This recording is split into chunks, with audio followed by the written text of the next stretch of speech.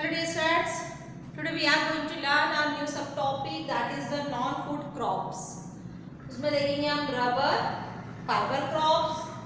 Among fiber crops there are cotton, jute, hemp and natural silk. And next subtopic is technological and institutional reforms. ये हमको देखना है.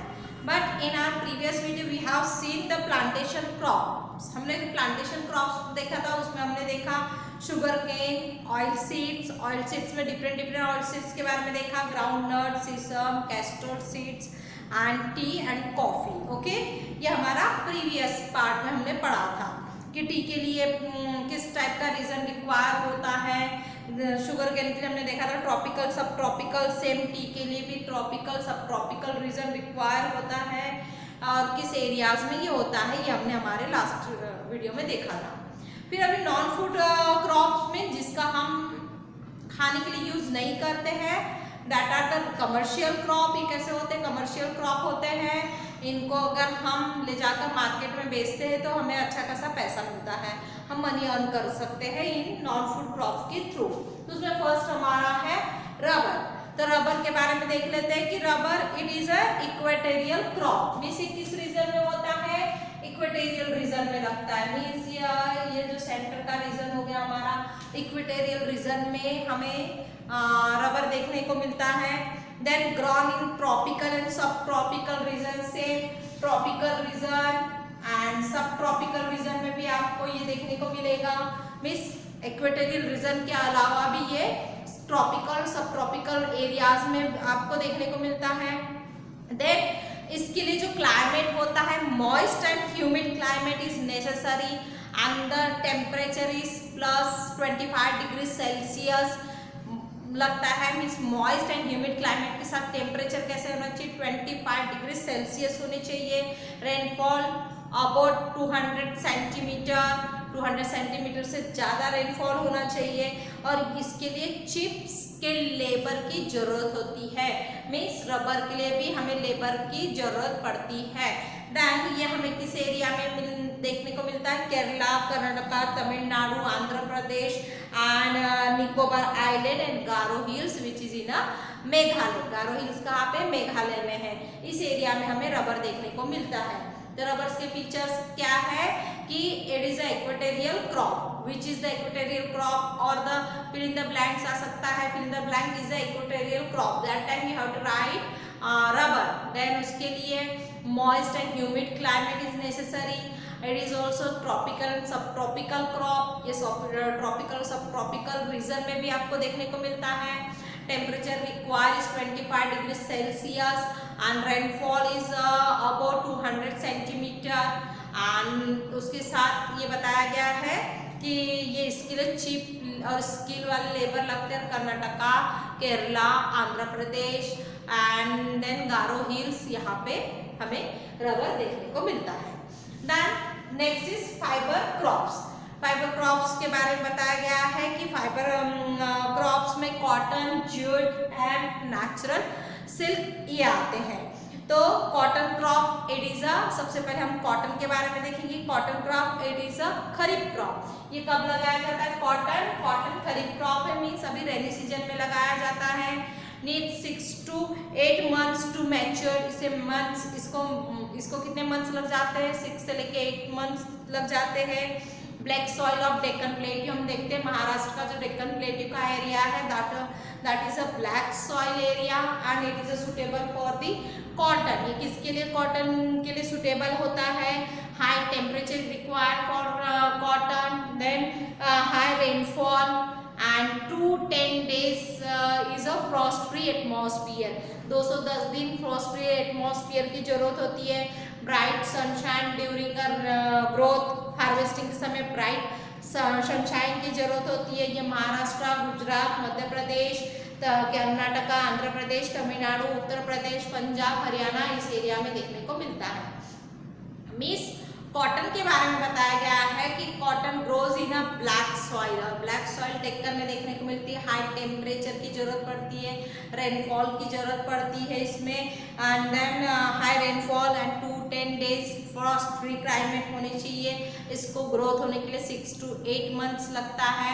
And cotton it is a raw material for the textile industry. Textile industry means जो कपड़ों की industry होती है, अगर कॉटन ही नहीं रहेगा तो कपड़े कैसे फॉर्म होके, तो ये रॉ मटेरियल करके वर्क करता है फॉर टेक्सटाइल इंडस्ट्री के लिए।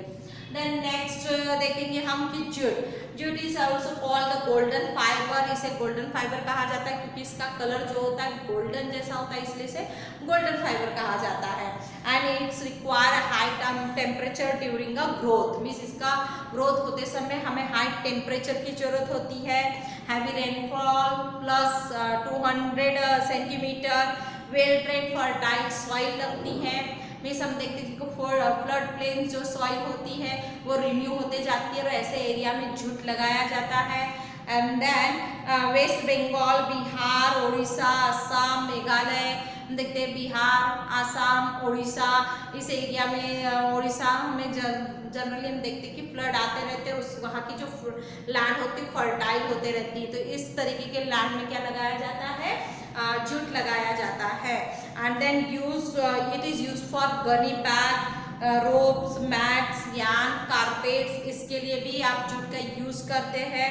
And facing competition for synthetic fibre. अब jute it is a costly, ये बहुत कॉस्टली होता है और इसीलिए इसके कंपटीशन में हम सिंथेटिक फाइबर का यूज करते हैं। So many things are we can see in our surrounding which has made by jute से आप देखिए आपके घर में कॉम रखने का एक रहता है, आर्टिफिशियल चीज रहती है जिसमें कॉम हैंग करके रखा जाता है, तो किसी क्या प्योर जूट का दिखेगा और किसी क्या वो सिंथेटिक नायलॉन से बना हुआ दिखता है। मीन्स ये कॉस्टली होता है करके इसका सब्सटीट्यूट सिंथेटिक नायलॉन का यूज किया जाता है। तो इस तरीके से हमने देखा हैंड जूट के बारे में, हैंड जस्ट लाइक जूट के जैसा ही लगता है। And natural silk it's we get from the cocoon से बनाया जाता है नेचुरल सिल्क। ओके, इसे जो silk worms, rearing of silk worm for the production of silk fibre is known as a sericulture. इसे क्या कहा जाता है, जो सिल्क वॉर्म को रियर किया जाता है for the production of silk, and that procedure is called the sericulture. उस प्रोसीजर को सेरिकल्चर करके प्रोसीजर कहा जाता है। Okay, got it. अभी तो नॉन फूड क्रॉप में हमने ये दो देखा, rubber and then fibre crops के अंदर हमने cotton, jute and natural silk ये देखा। देन उसके बाद टेक्नोलॉजिकल एंड इंस्टीट्यूशनल रिफॉर्म्स। अब क्या होना चाहिए, हमने देखा कि in our India so many people depend on agriculture, they are doing agriculture just like primitive subsistence farming, वो पुराने तरीके से ही फार्मिंग कर रहे हैं, इससे प्रोडक्शन बढ़ नहीं रहा है और पॉपुलेशन हमारे इंडिया की डे बाय डे बढ़ते जा रही है। तो it is very problematic for us, ये हमारे लिए बहुत प्रॉब्लमेटिक काम होगा कि पॉपुलेशन बढ़ रहा है बट जो प्रोडक्शन है एज इट इज है प्रोडक्शन नहीं बढ़ रहा है। क्यों नहीं बढ़ रहा है, क्योंकि people are not using the modern equipment का वो यूज़ नहीं कर रहे हैं और इसकी वजह से हमारे एरिया में खेती का जो प्रोडक्शन वो नहीं बढ़ रहा है। तो ये बहुत ही बड़ी समस्या है हमारे इंडिया में। तो उसके लिए कुछ टेक्नोलॉजिकल रिफॉर्म्स करना बहुत ज़रूरी है। जैसे कि हम देखते हैं कि पुराने तरीके से जो खेती कर रहे थे, पुराने तरीके से पुराने इक्विपमेंट यूज़ कर रहे थे, उसमें हमने देखा था कल्टिवलाइजेशन की जो सिस्टम था, जो आप 9th क्लास में पढ़े और रशियन रिवॉल्यूशन में जो स्टालिन ने लेकर आया था, में सारे जो लैंड जो टुकड़ों में बटी उसे इकट्ठा करना। देन उसके बाद कंसोलिडेशन ऑफ होल्डिंग्स, जो गैदरिंग मीन्स एक साथ जो लैंड गैदर करके रखे, वो कॉरपोरेशन, एबोलिशन ऑफ जमींदारी, ये जो सिस्टम चल रहा था पुराने ज़माने से, तो उसमें उन्होंने क्या करना चाहिए था, उन्होंने टेक्नोलॉजिकली रिफॉर्म्स करना था एग्रीकल्चर में, तो शायद प्रोडक्शन बढ़ सकता है। हम देखते हैं हमारी इंडिया में इनहेरिटेंस सिस्टम शुरू है, इनहेरिटेंस सिस्टम मीन्स मेरी जो खेती है बाद में मेरे बच्चों को चली जाएगी, फिर उनकी खेती उनके बच्चों को चली जाएगी। ऐसे करते करते जो खेती का पार्ट होता है, लैंड का जो पार्ट होता है, वो छोटा छोटा होते जाता है और उसकी वजह से उसमें मॉडर्न तरीके से खेती करना बहुत प्रॉब्लमेटिक हो जाता है। तो इस वजह से ये सारी चीज़ें देखते हुए हमें क्या करना चाहिए, टेक्नोलॉजिकली रिफॉर्म्स करना चाहिए। तो इसके लिए इंट्रोड्यूस कराया था हमारे गवर्नमेंट ने ग्रीन रिवॉल्यूशन, जो इंडिया में एक्सेप्ट भी किया गया 1960 1970s में। देन वाइट रिवॉल्यूशन आया 1970s में till date. And comprehensive land development programme रखा गया। Comprehensive land development programme means व्यापक लैंड चाहिए, बहुत ज़्यादा एक्सटेंड लैंड पे लैंड चाहिए लोगों को, ताकि क्या कर सके, डेवलपमेंट प्रोग्राम 1980s और 1990s में रखा गया। उसमें क्या है, मिनिमम प्राइसेस रखे गए चीज़ों के, देन रिन्यूमरेटिव एंड प्रोक्रिएटिव प्राइसेस रखे गए, क्रॉप्स इंश्योरेंस रखा गया। जैसे कि अगर वहाँ पे क्या आता है कि फ्लड आता है, देन क्रॉप को डिसीजेस हो जाते हैं, साइक्लोन्स आता है, ड्रॉट आता है, तो इस सीजन में इसमें क्या होना चाहिए, जो फार्मर्स है उन्हें इंश्योरेंस मिलना चाहिए, उसकी भरपाई मिलना चाहिए। इस तरीके से भी हमारे गवर्नमेंट ने फैसिलिटी लागू किया। देन उसके बाद गवर्नमेंट ने ग्रामीण बैंक लोगों को अवेलेबल करा दिया, ताकि कम इंटरेस्ट में लोग मनी का यूज़ करके क्या कर सके, नया मॉडर्न तरीके से इक्विपमेंट खरीद सके। फिर लोन फैसिलिटीज प्रोवाइड किया फार्मर्स और lower rates of interest were some important step in this direction. Means किस डायरेक्शन में, जो कॉम्प्रेसिव लैंड डेवलपमेंट प्रोग्राम रखा गया 1980s और 1920s में। फिर हमने देखा है कि किसान credit cards, KCC and the PAIS means personal incident insurance scheme लागू की गई। And then special weather bulletin, अभी governments of the India for the benefits of the farmer, ये सब गवर्नमेंट, इंडिया की गवर्नमेंट ने क्यों किया, लोगों के जो फार्मर्स हैं इंडिया के, उनके बेनिफिट्स के लिए क्या किया उन्होंने, कि किसान क्रेडिट कार्ड स्कीम लाया, पर्सनल एक्सीडेंट इंश्योरेंस स्कीम लेकर आया, लोगों का प्रॉफिट होना चाहिए।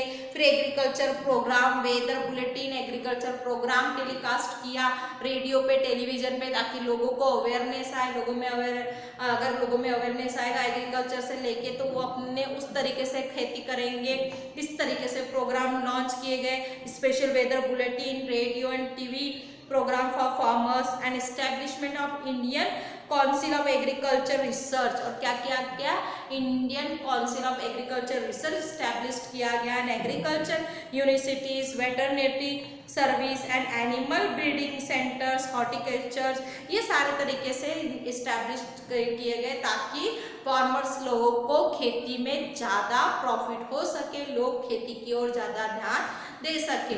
इसीलिए हमारे इंडियन गवर्नमेंट ने जितना हो सके उतना फार्मर को फैसिलिटी देने की कोशिश की।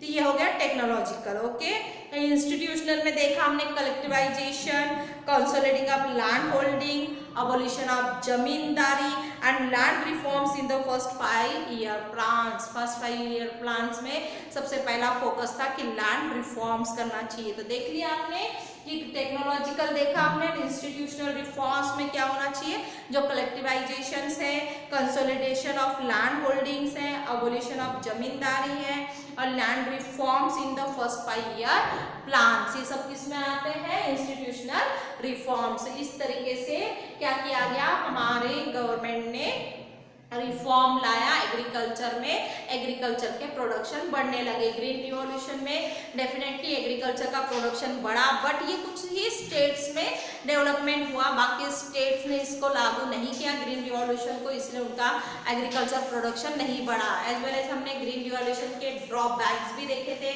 इसमें ज़्यादा इरिगेशन की जरूरत पड़ती है, केमिकल पेस्टिसाइड का यूज़ करने की वजह से जो सॉइल की फर्टिलिटी होती है वो भी लॉस होती है, ग्राउंड वाटर क्या हो रहा है, लॉस हो रहा है ग्रीन रिवॉल्यूशन की वजह से, ये भी हमने देखा है। मीन्स हमने बेनिफिट तो देख रहे थे, उसके साथ हमने ग्रीन रिवॉल्यूशन का ड्रॉबैक्स भी देखा, इसलिए बहुत कम, जैसे उत्तर प्रदेश में, हिमाचल प्रदेश, देन पंजाब, हरियाणा, इसी स्टेट में क्या किया, ग्रीन रिवॉल्यूशन को ज़्यादा से ज़्यादा ग्रीन रिवॉल्यूशन की ओर ध्यान दिया गया, प्रोडक्शन अपना उन्होंने बढ़ाया।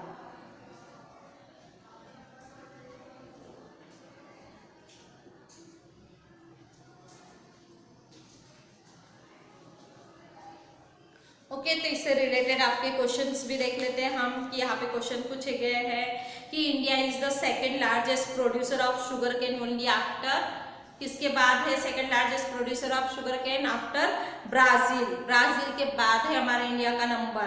Then which one of the following is a rabi crop, जिसमें राइस, वीट, बाजरा, ज्वार दिया गया है। तो wheat is a rabi crop, जो रबी में लगाया जाता है, वीट जो काले में ठंडी में लगाया जाता है वो देखा हमने। ओके, देन उसके बाद हमने ये भी देखा था इसमें कि grapes are mainly produce in the state of, किस स्टेट में ग्रेप्स प्रोड्यूस किए जाते हैं, तो Andhra Pradesh. Then orange are mainly produce in the state of, orange किस स्टेट में प्रोड्यूस किया जाता है, तो महाराष्ट्र स्टेट में। और महाराष्ट्र में Nagpur is famous for orange, Nagpur बहुत फेमस है ऑरेंज के लिए।